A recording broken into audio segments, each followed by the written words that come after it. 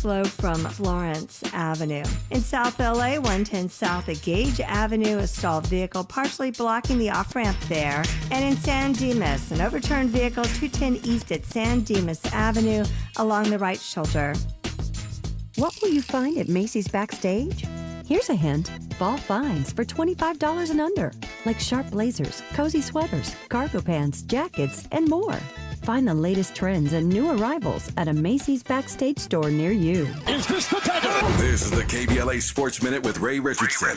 I'm a bad man. Another story is developing about racial discrimination in the NFL, and this time there are two NFL owners who might have shown their true feelings with comments to the media. Jim Trotter, a longtime and highly respected NFL reporter, is suing the NFL for racial discrimination and failure to respond to allegations of insensitive comments allegedly made by Buffalo Bills owner Terry Pegula and Dallas Cowboys owner Jerry Jones. In 2020, Pegula allegedly told a reporter, and I quote, "If black players don't like it here, they should go back to Africa and see how bad it is." Trotter was interviewing Jones in 2020 with another reporter when Jones allegedly told them, quote, "If blacks feel some kind of way, they should buy their own team and hire who they want to hire." Much more to come on this story. No debates, no speculation, just the info you need. That's your KBLA Sports Minute. I'm Ray Richardson on KBLA Talk 1580.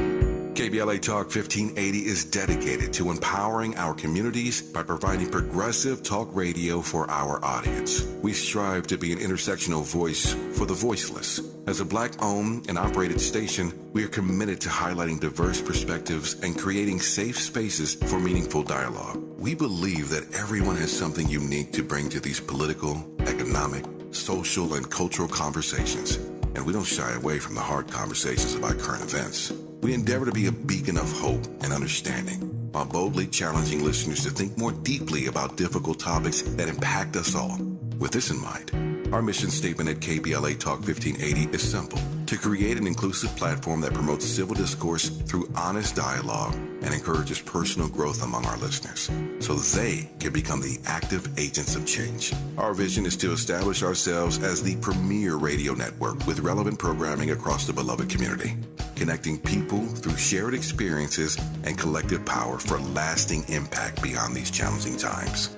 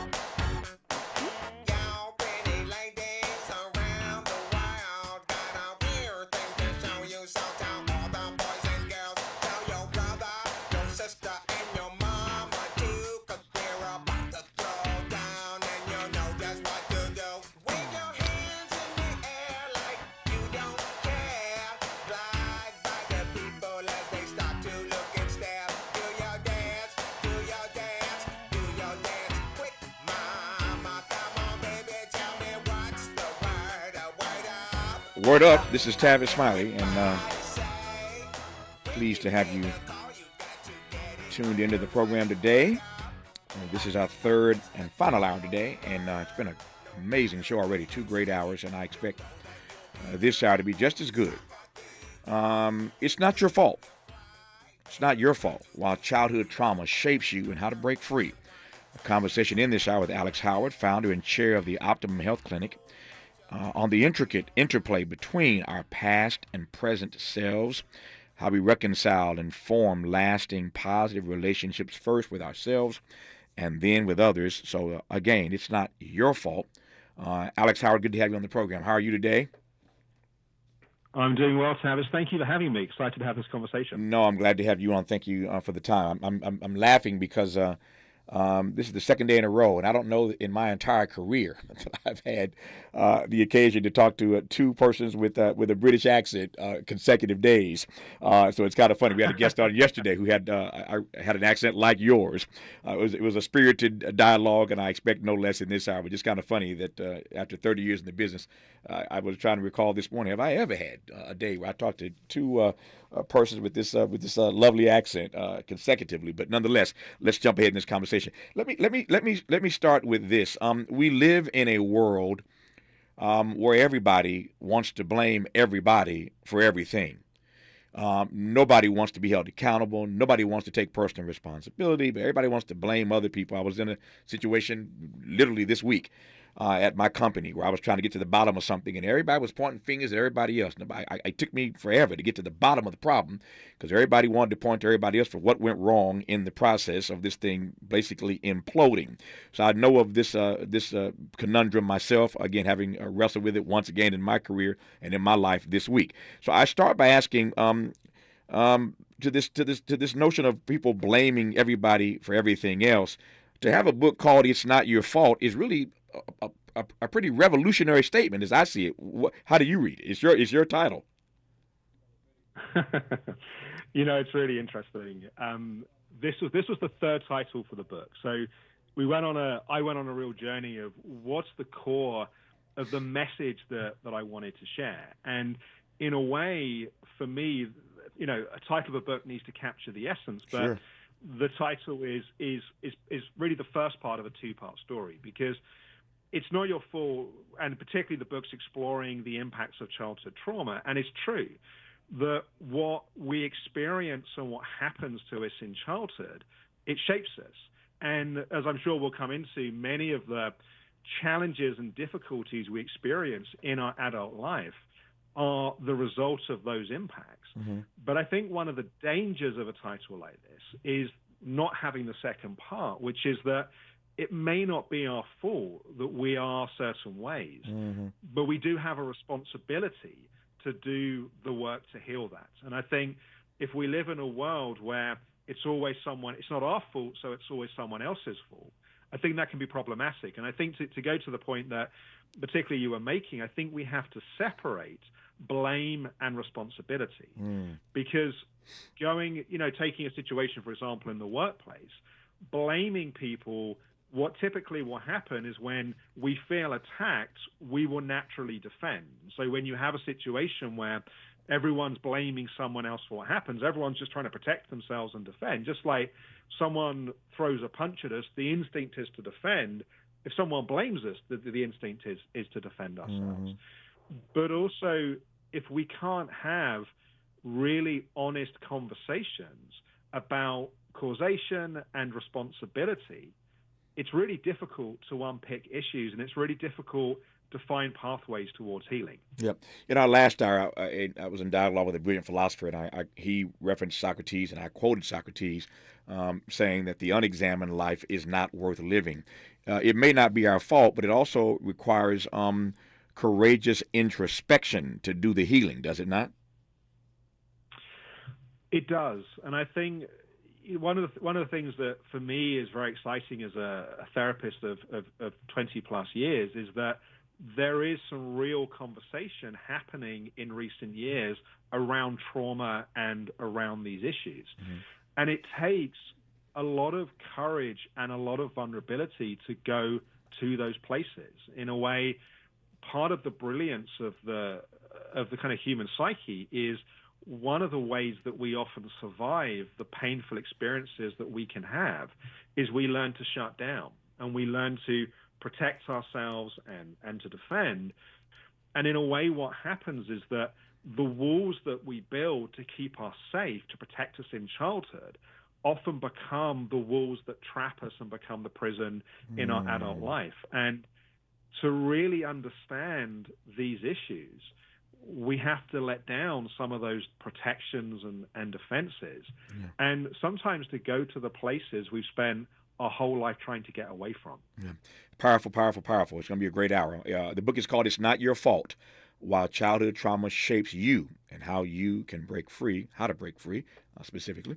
Our guest is the author of that text, Alex Howard, who we'll continue our conversation with when we come forward on Tavis Smiley. What's your quarrel with the world? You're listening to Tavis Smiley.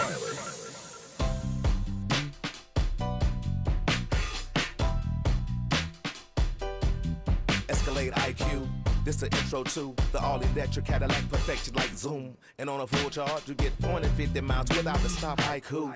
This is what I do. Daddy fat intellect since '92. Linked all the way back, panoramic roof. Come with 24-inch rim standard. Ooh, why? Shawty don't kill him. Cadillac diamond in the back, cold chillin'. And when I'm on attack, on the track is no ceiling. Sky's the limit. You hear me? You hear me? Straight drop, no parachutes. Lay lines like a longitude and latitude. Feel it, beloved, clearly we're hustling. Bussin', truckin'. Cadillac, Cadillac, Cadillac. For more on the Escalade IQ, visit Cadillac.com. Available late 2024. GM estimate 450-mile range. On a full charge based on development testing and/or analytical projection. Consistent with SCHA 1634 revision 2017 MCT. Range subject to change prior to production. Annual rates may vary based on service factors, including ambience, temperature, terrain, battery age, and condition loading, and how you use and maintain your vehicle. For all of us, this generation and the next, there is simply no place in our lives for litter. And yet, it's everywhere we look. And unfortunately, it does belong to all of us. So, let's come together and create a litter-free, clean California, once and for all. Remember to properly dispose of your trash and recycling. Secure truckloads with tarps to keep debris from flying out. Clean out your car when you're at a gas station. Take pride in your community by organizing a cleanup event. Or join a cleanup event near you. Zero litter is the goal. Join us at cleanca.com. That's cleanca.com. Let's do it together. Brought to you by Caltrans. cleanca.com. You are now in Big Tobacco's fantasy land. Welcome. It's a healthier world where they want you to believe that vaping makes quitting cigarettes a breeze. Never mind the evidence that vaping leads to using both. And if you're younger, even better, teens who vape are 3 times likelier to use cigarettes. In Big Tobacco's fantasy land, the deadliest industry is your friend. Big Tobacco's idea of smoke-free is a dangerous fantasy for us all. See reality at undo.org. Brother Tavis, it's Jay King. Guess what? It's coming hot off the press that it's your birthday. It's your birthday. It's your birthday.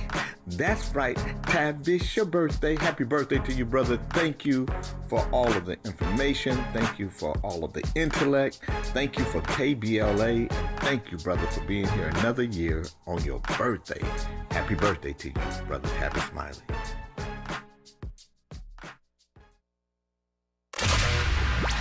Smart talk for curious people just like you. You're listening to Tavis Smiley. Tavis Smiley in dialogue with Alex Howard, who's the author of the new book, It's Not Your Fault, Why Childhood Trauma Shapes You and How to Break Free. I got a really smart audience, Alex Howard, a really smart audience, and it didn't take long for somebody to raise this issue. Let me just do this right quick before we get straight away into the text, because it's a powerful point. So we were just talking moments ago about this notion of blaming people. I said to you that I think it's a revolutionary thing to just title the book, It's Not Your Fault, particularly in late modernity. That's a bit revolutionary. So somebody has raised this issue that I want to put to you now.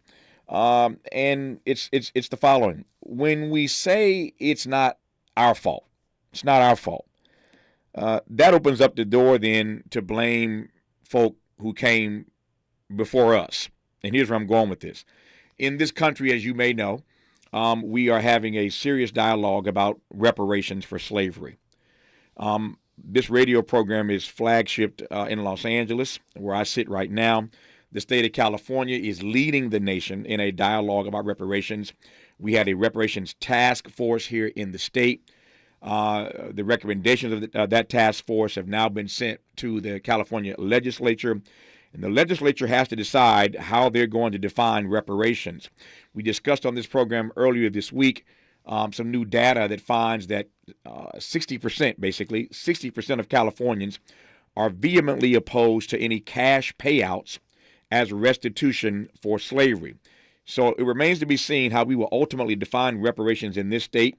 But the country, the nation, is watching California to see how we're going to deal with reparations first, and we will see whether or not that decision ultimately casts a long shadow or a long sunbeam across the nation. I know this is a bit far afield from your area of expertise, but you'll take the point I'm trying to make here, which is that when you say it's not my fault, then that allows you potentially to blame someone before you, and there are listeners already concerned about whether even advancing this notion that it's not our fault, it's the fault of those who came before us, it's somebody else, opens up a door for people not to be held accountable in real time. Does that make sense?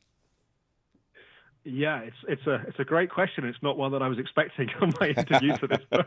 I'm sure. Tavis, let me come to it, if I may, from a slightly different perspective. Sure. Which is my understanding of what is most important is what needs to happen for a deep healing to take place.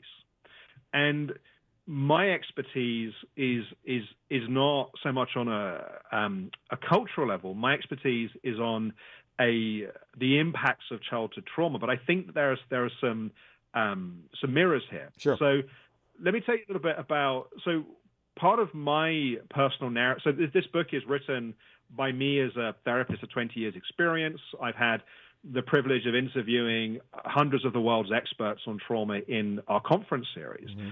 But I'm also writing from the point of view of someone, like I think really all of us have in our own way, have experienced my own childhood trauma.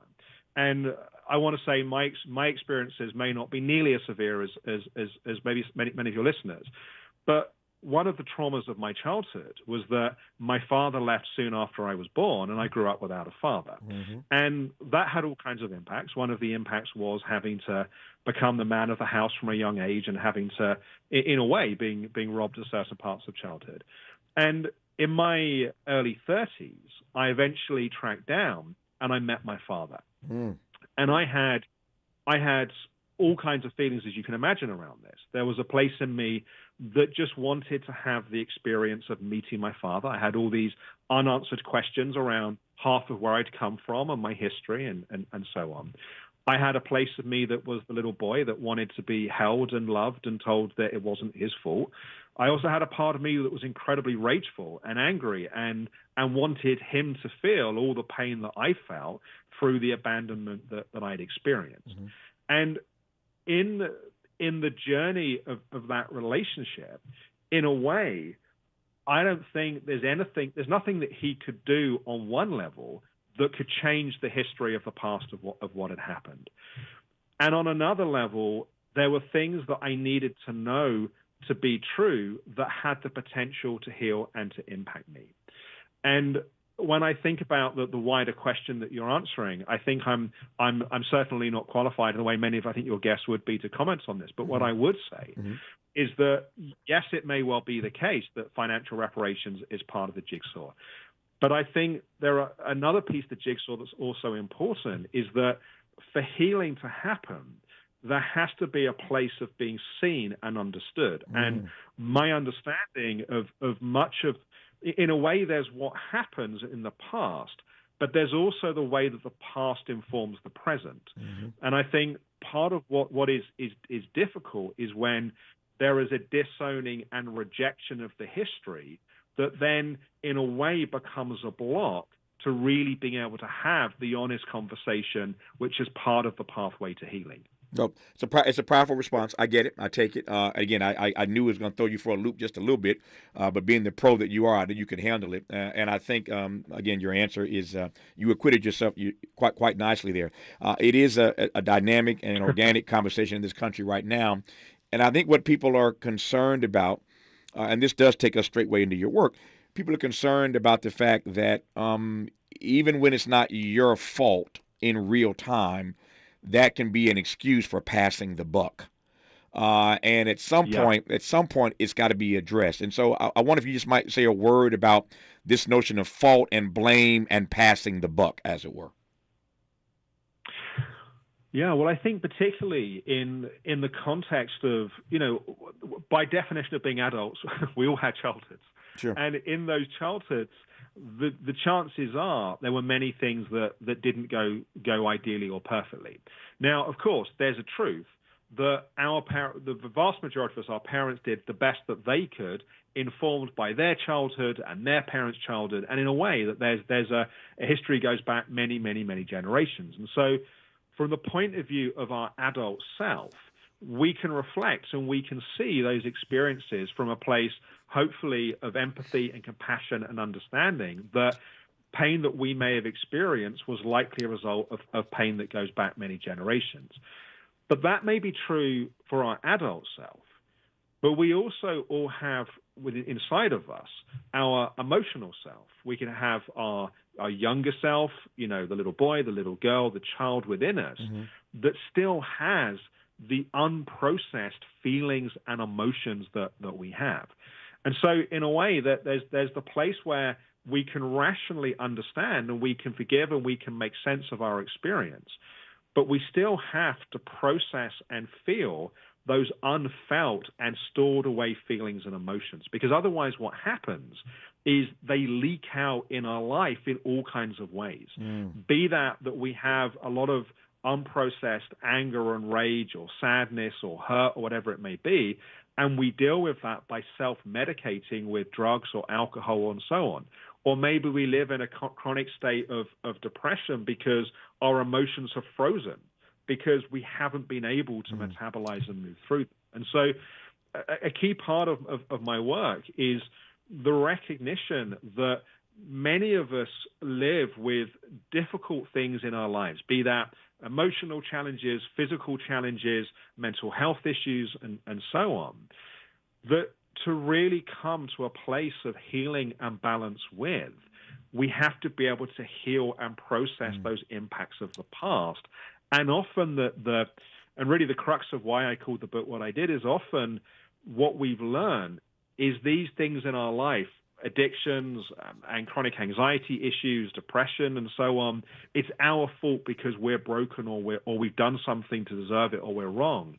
And when we recognize that these experiences are often the products of childhood trauma, and we can talk about what trauma is, and there's many different definitions, and it's to take away the shame and the blame and to recognize that many of the things we struggle with are just the best we could figure out of how to get through those experiences.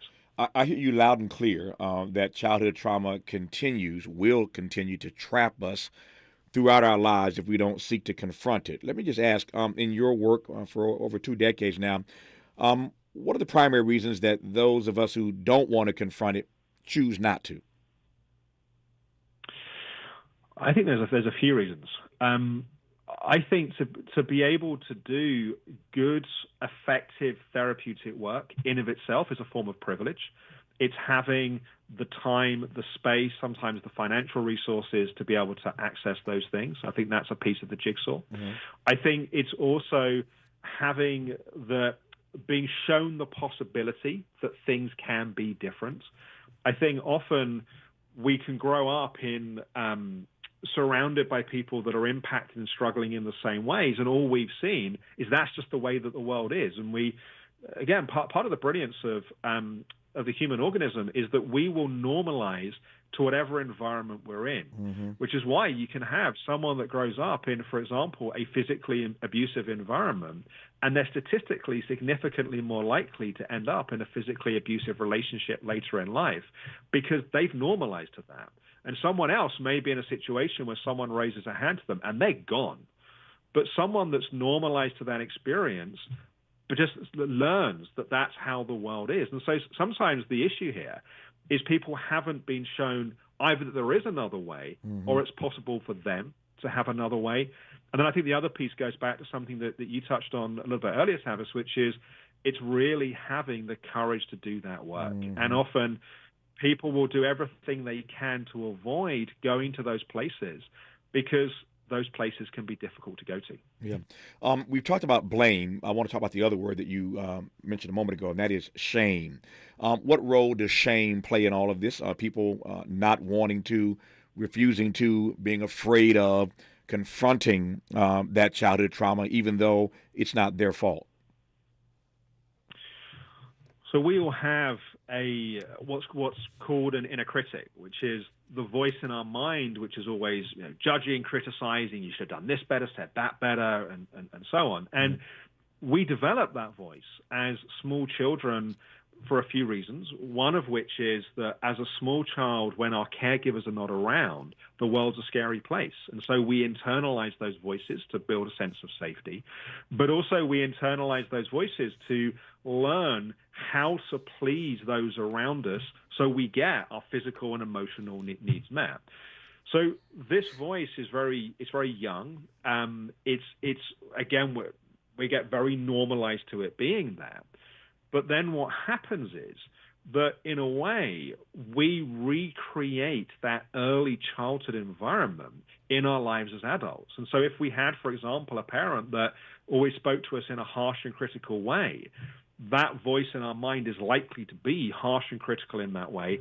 We can have not been in relationship with that person for decades, but it's like we're living with that person inside of us all of the time. And that voice is often the origin of the shame that we experience. And again, going back to the book title, It's Not Your Fault, that voice is consistently telling us it's our fault, we screwed it up, we don't have what it takes, we don't deserve, no one loves us anyway. And we normalize to that narrative. And one of the great blessings of the job that I get to do that I love is helping people break free from that shame and understanding that narrative that may have felt true their whole life may not be the whole truth. I want to start, give you a chance to start your answer to this. We may not get a chance to complete it right now. We'll go forward and give you more time in a moment here. But let me just start with this question. Why do we repress certain memories from childhood? Yeah, well, I'm going to slightly broaden your question, Tavis. I think it's why do we repress memories, but it's also why do we store away the emotions? And those two things often go together. Fair enough. So when we repress memories or we store away the feelings and the emotions from those experiences, typically the reason is that it wasn't safe to process and feel that at the time. Mm-hmm. And so the way that our nervous system is designed, when we're under threat or we're in danger, we have one of three choices that we can do. One of which is we can fight. The second is we can flight or we can escape and run away. Or the third is that we can freeze. Now, as small children, we often can't fight. We are physically weaker, smaller, and to actually stand up to a threat is going to potentially make the threat much bigger. We can't flight, we can't run away because we are utterly dependent as small children on our caregivers for our physical survival. So when we can't fight and we can't flight, we tend to freeze. And when we freeze, what that means is there's a shutdown that happens in our system where we lock away those memories, those feelings, those emotions. And one of the things that can often happen, so I have a YouTube series where we film my therapeutic work with people, and one of the stories in that series was a black man, Pierre, in his 40s, who as a child suffered physical abuse, and so through his younger years would endlessly daydream. And the daydreaming was a way to go somewhere in his mind that wasn't in the present moment where that pain and suffering was. Yeah. Fight, flight, or freeze. Those are the responses that we have when we find ourselves in difficult situations. A great deal more to cover in this hour with our guest, Alex Howard. His book is called It's Not Your Fault, Why Childhood Trauma Shapes You and How to Break Free. It's September, so there are all kinds of books. As I said weeks ago, all kinds of books come out in September. They're 2 or 3 times a year when major books drop, and so you're hearing a lot of great authors in this month because it's that time. When the publishing industry puts out new books. His book just dropped yesterday. Once again, it's called It's Not Your Fault, Why Childhood Trauma Shapes You and How to Break Free. More with the author, Alex Howard, when we come forward on Tavis Smiley. Interrogating and unpacking. That's what we do around here. You're listening to Tavis Smiley. If you're like me, 60 and retired, making ends meet, especially here at the supermarket and drugstore, is tough. I'm so blessed to have found BenefitsCheckup.org. It's a free and confidential website from the National Council on Aging that connected me to $1,200 a year in programs that help pay for food, medicine, utilities, and more. Maybe it can help you. BenefitsCheckup.org.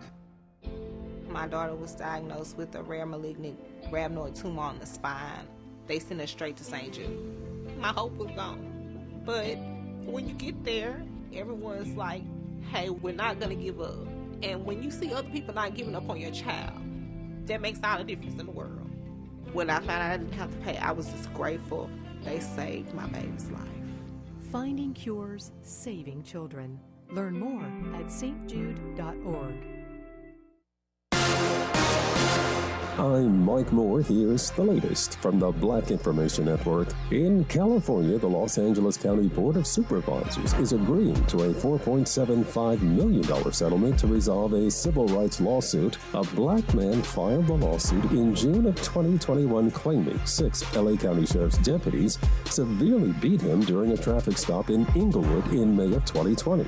The man's attorney says her client was hit in the face as many as 44 times, leaving him unable to see out of one eye. The number of Lahaina wildfire victims identified to the public is up to 61. One more name was added to the list Tuesday. The 85-year-old man was a Lahaina resident. Maui police say 7 more people have been identified. There are 115 confirmed deaths. And that's the latest. I'm Mike Moore from your 24/7 news source, the Black Information Network and BINnews.com. Starting off in downtown LA, where we have an accident working on the 110 northbound right at the 10 Washington Boulevard. That is moved off to the right shoulder, but overall traffic is slow from Florence Avenue. In South LA, 110 south at Gage Avenue, a stalled vehicle partially blocking the off-ramp there. And in San Dimas, an overturned vehicle 210 east at San Dimas Avenue along the right shoulder.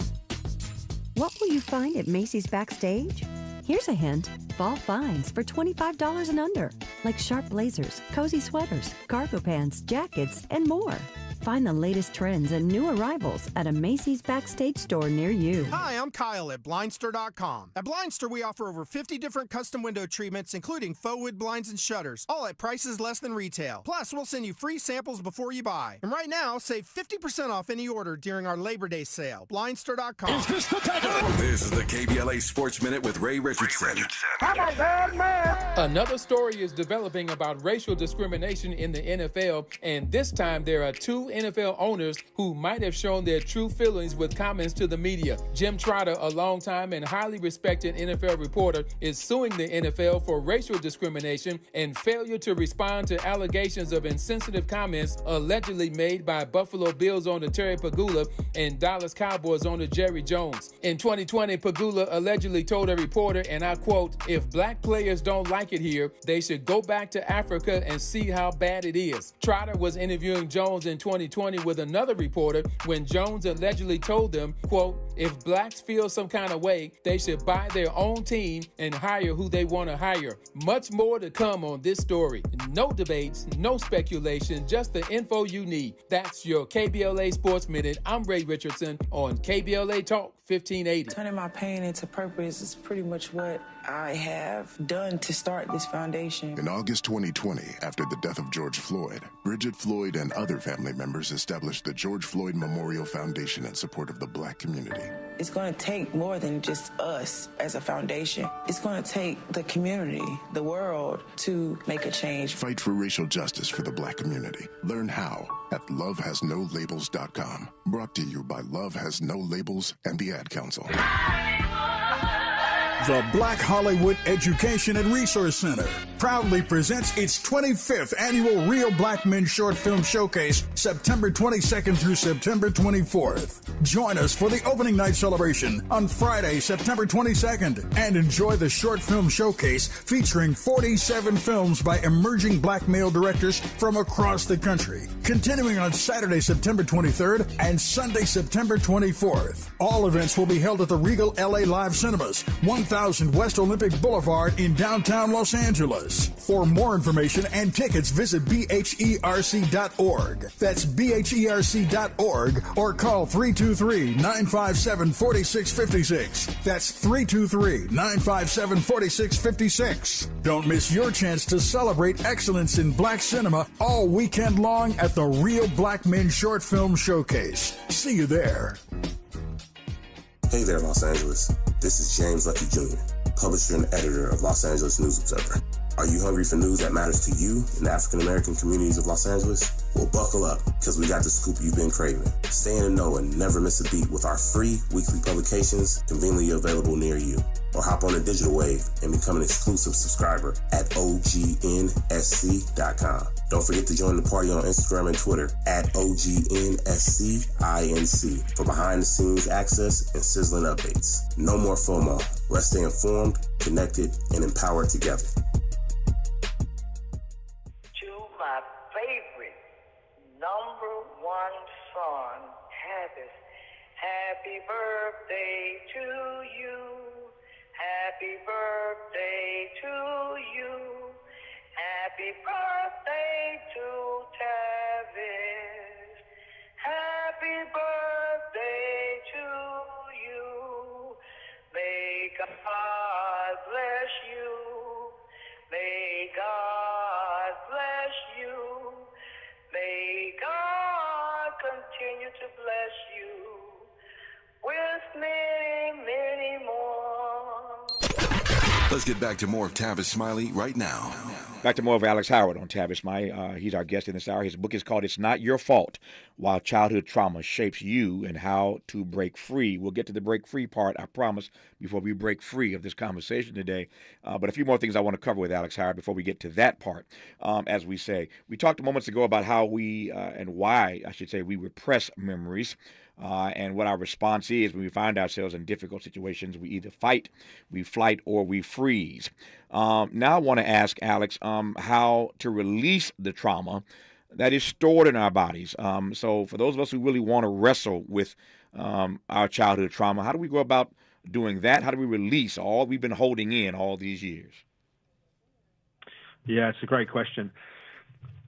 In a way, what we have to do is we have to learn how to create the inner environment that we need to let that happen. And in a way, it's the same inner environment that we may not have had as a child, which is why that trauma got stored in the first place. So one of the ways that I talk about it is we all have 3 core emotional needs. And these emotional needs are like physical needs of food, water, oxygen. They're not wants, they're not nice to have. They're critical for healthy emotional development. And when they don't happen, this is often where trauma happens. And so the first of these needs is the need for boundaries. That's the ability to be able to say yes, but also be able to say no to other people. Same is true within ourselves, to say, yes, I want to do or start this new thing, or no, I want to stop. It's the need for safety. Mm-hmm.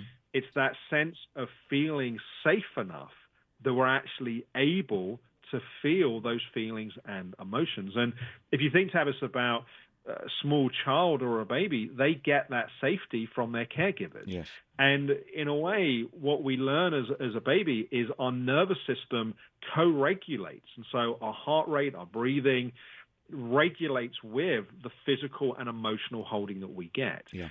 And when that's done in an optimum way, we then learn how to self-regulate our nervous system as we go through life into adulthood. And the third of these core emotional needs is the need for love. And this is not knowing that we're loved as an idea. It's not being told that we're loved or necessarily loving acts. Right. It's the feeling that we are loved for who we are as we are.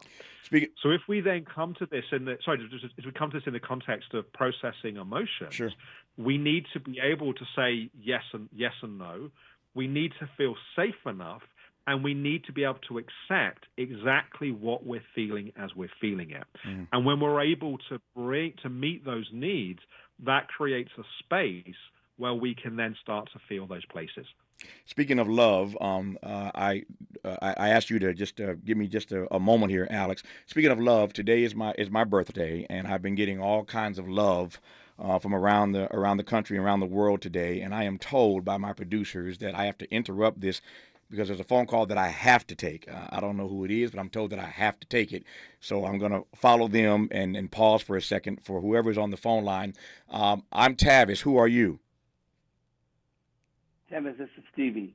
Oh, Lord. Happy birthday to you. Woo! Stevie Wonder. Happy birthday. It's a little too early. It's a little too early for me to sing, that happy birthday song, but I wanted to call you and say happy birthday and God bless you. And, this conversation that you're having is so interesting because growing up as a little boy, blind, one of the greatest things that I appreciate about what my mother did was she allowed me to not be in fear.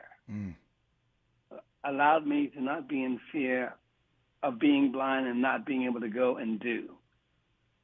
And the first way that she showed me that was when she said, look, I know you've never been on this bus that's going to take you to school, but I'm going to walk you up the steps once to get on a bus.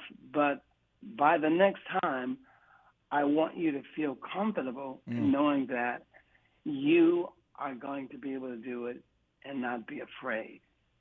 And just with her love convincing me, allowing me to believe that, her walking me to a place where there would be people who would not only greet me, but help me to understand there's nothing wrong with moving forward and learning things that I didn't know before. So that whole experience, because I think for a blind person, you're going to have, those same traumas, as a little kid, if you're not guided through with love. So when he mentioned that, I said, yeah, it's very. Well, nobody has ever written as beautifully about love. I understand it is an inexhaustible subject, but nobody has excavated the notion of love, Stevie, better than you. I find myself often saying to people that you are not just on the soundtrack of all of our lives, but I can't imagine my life without your music as a part of it. And at every stage of my life, there have been songs that you've put forth that have empowered me and inspired me and motivated me and moved me and massaged me and encouraged me and inspired me. And so I pinch myself every time I'm talking to Stevie or in Stevie's presence because it just means so much to me to know that God has so blessed me in my lifetime. Not just to hear his music, but to know him and to befriend him or have him befriend me and support me in my work and witness. I've never called Stevie, asked him to do anything that he didn't do. And obviously I didn't call him today and ask him for this phone call. Somebody else did. But I'm grateful that he accepted their phone call and agreed to call in to wish me happy birthday. So, Stevie, I love you, and there ain't nothing you can do about it, my friend. It's my joy. And to the author, want to say it's great that, again, there's information that is being put out there, as like the songs I write that will motivate people and encourage them and how to move forward and get beyond these fears. Stevie, I love you, man. Thank you for the phone call. You have made my day. I don't know what happens the rest of the day, but it ain't going to get no better than getting a birthday call from Stevie Wonder. I love you, my friend. Me too. God bless you. Thank you. So, Alex Howard, how's that feel to be talking to me and Stevie Wonder calls into the conversation and gives you a shout out about your book? I tell you what, Tavis, that wasn't how I was expecting my evening to go. But one thing I don't know if Stevie's still on the line, but one thing that I'd also love to say is that what a gift of love that his mum gave him, but also a particular quality of love. Not just the I love you, it's so sad, it's so terrible, but I love you and look what you can still go and do. And that's the beauty of love used in that way. Steve, you still there? I'm here. Yeah. You heard his comments? Yeah. I did, and I appreciate it. But yeah, I mean, I think the Most High every day for just having that mother, and not to try to take over your show, but you know, the experience of me getting to feel comfortable with what I can do was the very reason how I was able to get discovered and be a part of Motown. It was me and my friends, and my mother had rules. Obviously, I couldn't go across the street and, you know, travel, you know, without. But it was through me singing, being bad in the alley with my friends. And, you know, a man who was a spiritual man that came out and said, "You need to sing. You know, you should sing gospel songs and sing about God as opposed to talking about each other's mamas and fathers." So I then started singing a gospel song, and then he started giving me a little money, a little change, and we got some candy and went.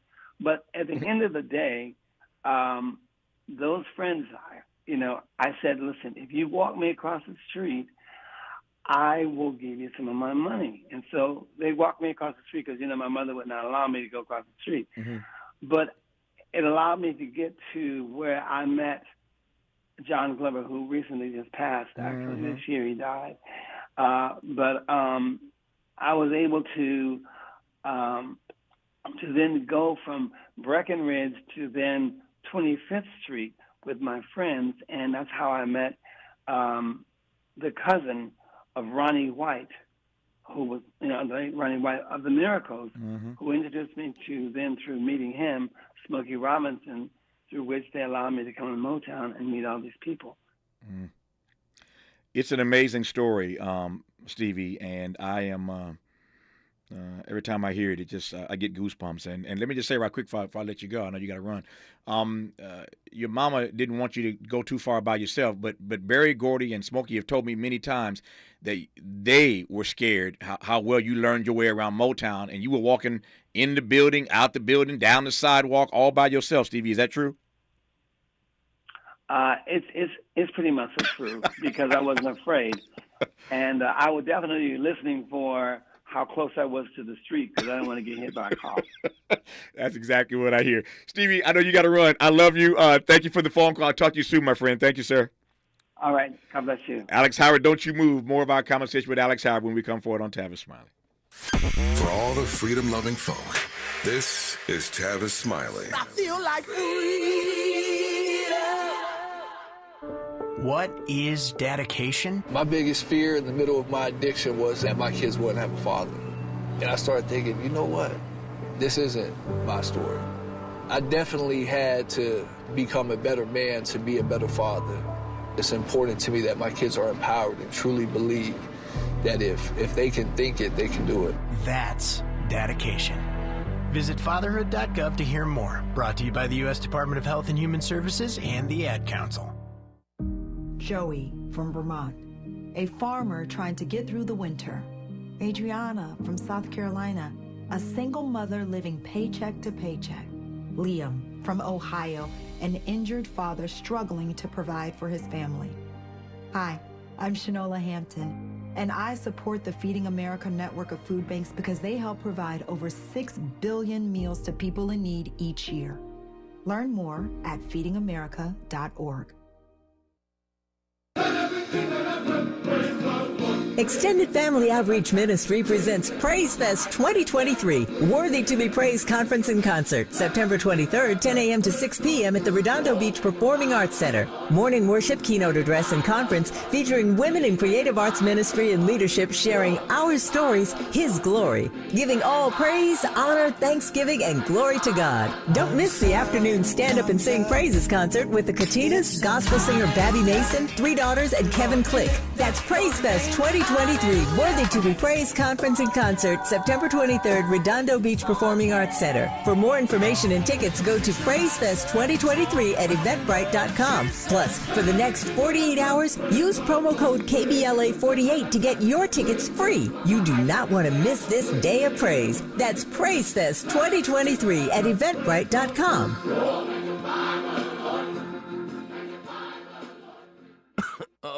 I don't don't have time for a cold. Honey. Honey? You need DayQuil Severe Honey flavor. DayQuil Severe Honey gives you powerful cold and flu symptom relief with a honey-licious taste. Because life doesn't stop for a cold. Okay, I'm ready to go. Now I'm getting a cold. Honey. Try DayQuil Severe Honey for powerful cold and flu relief. DayQuil Severe Honey flavor. The daytime coughing, aching, stuffy head, fever, honey-licious. Power through your day, medicine. Use as directed. Keep out of reach of children. Yo, Tavis. Sayuta Garrett here. Happy birthday, Tavis. Happy birthday, Tavis. Happy birthday, Tavis. Know you're glad to have this. Happy birthday. Happy birthday, brother. Peace out.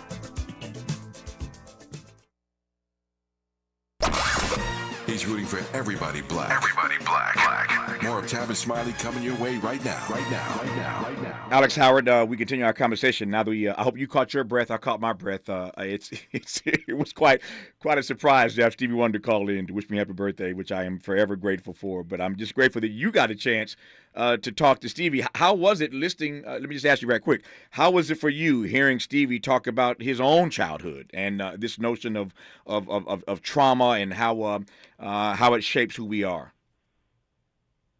You know, Tavis, that's going to be a highlight but for me. That was amazing. But it's also, it came at the perfect moment in our conversation, because what Stevie really represents in our culture is one of the most amazing stories of someone who defied what you may have expected based upon the start in life, right? It's a perfect example of we can all go through painful, difficult experiences, but they don't have to define our lives. And in a way, sometimes the things that are the most challenging and the most painful and the most difficult are also the things that make us stronger.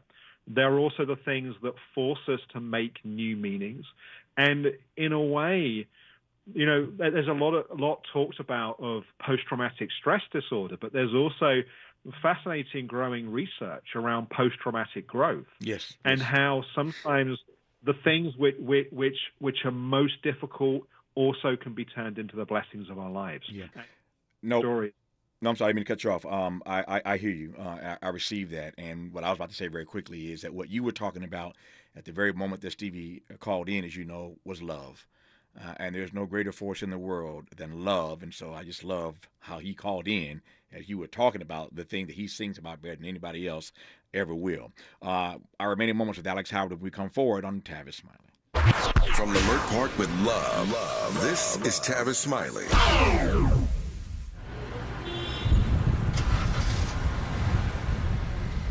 What's up, party people? It's your favorite MC's favorite rapper, MC Light here. And we're celebrating 50 years of hip-hop, authentically powered by Cadillac. And we're going to take it way back to where it started. It was only fitting that hip-hop began with teenagers at a back-to-school jam in the rec room of a South Bronx apartment complex by an 18-year-old brother. By the way, I'm also sure he had a Cadillac parked outside. He noticed the energy on the dance floor when he switched between two turntables, extending the beats, repeating the breaks, and never losing the rhythms. And that was the birth of hip-hop. And from that moment, it took off. For more on how Cadillac is celebrating hip-hop's 50th, visit Cadillac.com/audacity.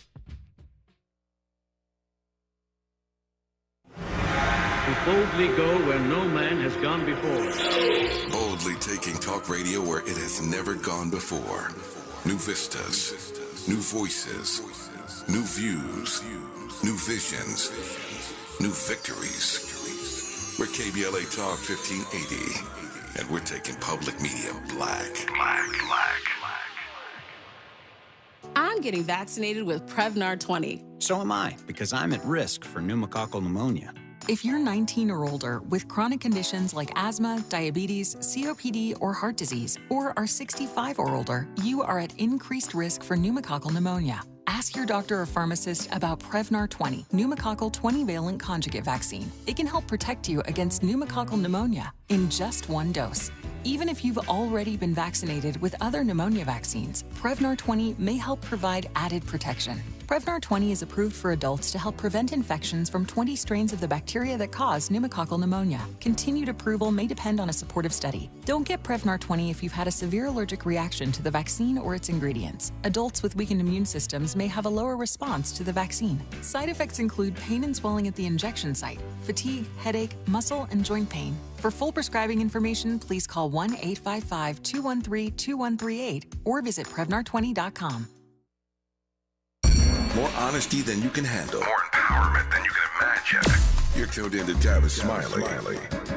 Got 4 minutes left with Alex Howard. I want to cover 2 things in these tight few minutes that we have left here. Let me start with this, Alex. First of all, how do we go about building better boundaries? You talk about this in the text. We don't have time to get into it in too deeply, but talk about building better boundaries as we learn how trauma shapes our life and how to break free from that trauma.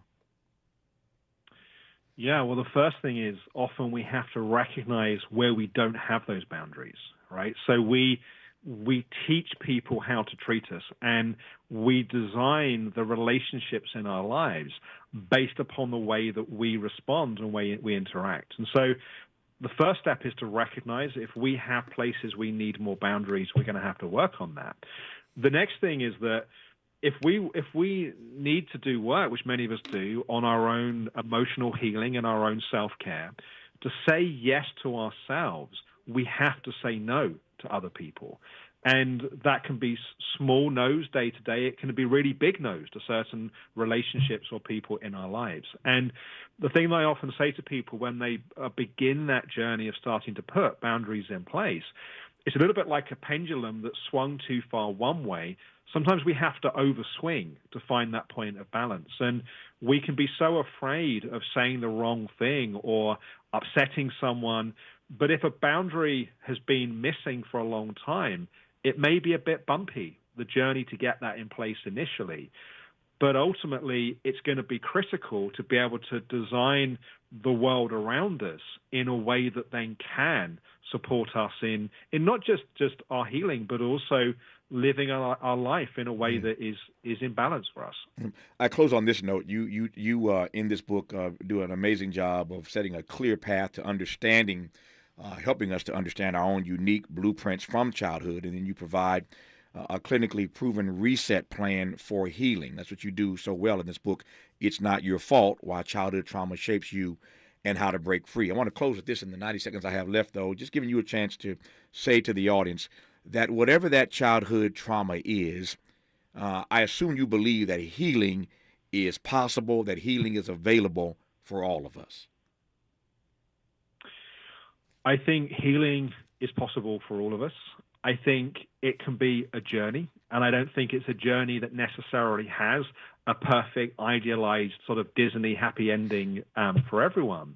But it is absolutely possible to move forward on that journey. And to do that, we need to firstly recognize that we've got to do that work, and we have to prioritize it. And I think one of the challenges can be that our response to our trauma can sometimes be to make our life so busy and so full of all the things that we need to do on the outside that there's no space for that inner work. And so we have to make time, we have to make space, and then we have to find the methodologies and the tools that work for us. And what works for one person may be different for somebody else.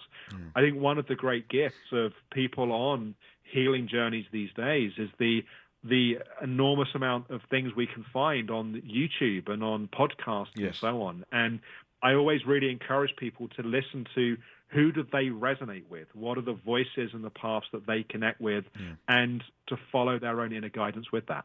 His name is Alex Howard. His book is called It's Not Your Fault: Why Childhood Trauma Shapes You and How to Break Free. Alex, thanks for the conversation. Thanks for the book, and a delight to have you on this program. I appreciate you, sir. Tavis, thank you so much, and happy birthday. Thank you, sir. Thanks to Alex and all of you, my family, my friends, and I count all of you as friends. Thank you all for your kind happy birthday wishes today. Certainly my dear mother, who I love with every bit of my being. And to Stevie Wonder, my friend and brother, beloved brother from another mother. Thank you, Stevie, as well, for calling in. That's our show for today. Back here tomorrow morning, tomorrow, I should say, Lord willing, to do it all over again. Until then, thanks for tuning in. As always, keep the faith.